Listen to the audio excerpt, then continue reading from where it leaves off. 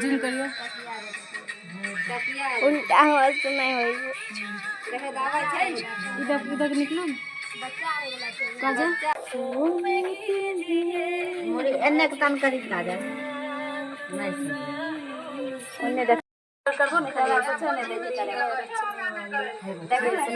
ये दिखा ये आज जूम करो ना ये घुस के यहाँ जूम करो फिर यहाँ जूम घुस ले हां बात है ओने चिट्ठी काट ले पा जान आगू पलट बाल आ खोल के देता है देखो काजा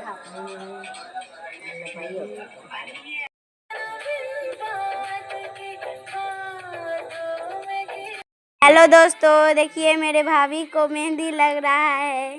देखिए जितिया करे हैं, सब लोग करे हैं। देखिए सबको यहाँ पे ये सब लोग सहे हैं, सब लोग सहे हैं।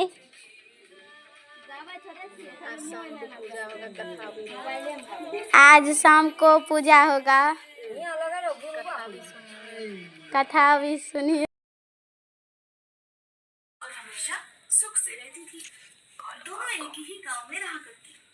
तो अब जब जितिया का व्रत आया तो दोनों बहनें जितिया का व्रत रखने लगी।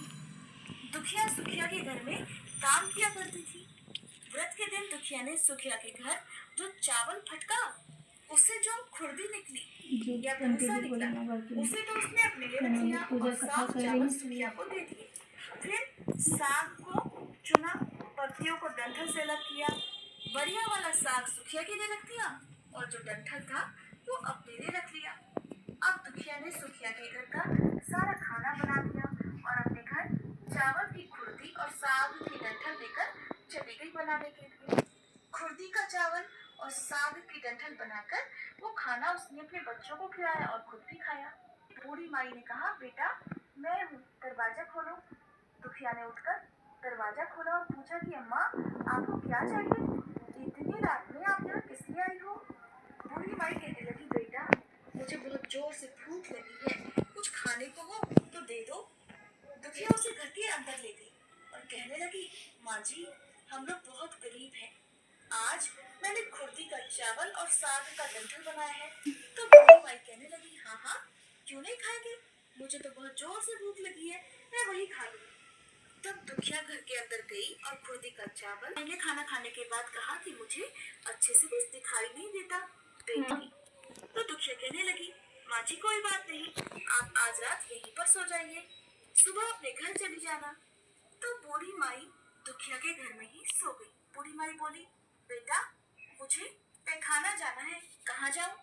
तो दुखिया कहने लगी, माँ जी मेरे घर में बाथरूम नहीं है, लीजिए। अब बूढ़ी माई ने पूछा कि बेटा बड़बड़ करे या छर करे? दुखिया नींद में थी, कहने लगी, माँ जी बड़बड़ कर दो, मैं सुबह साफ कर दूँ। दुखिया कहने लगी, माँ जी आप मेरे सिर पर अपने हाथों को साफ कर लीजिए। उधर जब सवेरा हुआ तो दुखिया को ये देखकर सब कुछ एक सपने के जैसा लगा। उसे लगा कि शायद सोते समय मुझे कुछ सपना आया होगा। उसने इस बारे में कुछ और नहीं सोचा और नदी में नहाने के लिए चली गई। धोने लगी तो उसके बालों से होते हुए जो पानी बहने लगा वो पानी सोने का बन गया।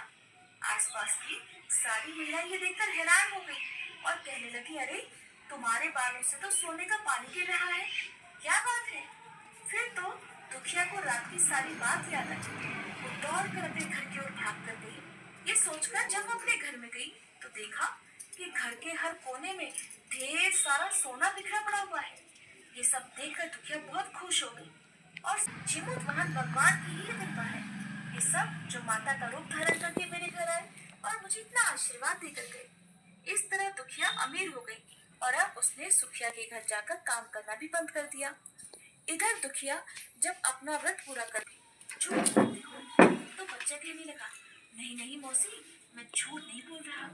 सुखिया सोचने लगी कि जब तराजू मांगा है तो कुछ ना कुछ तो जरूर तोलना ही होगा, इसलिए वो तराजू के नीचे गोंद लगा देती है कि जो भी तोला जाएगा वो थोड़ा सा इसमें चिपक जाएगा।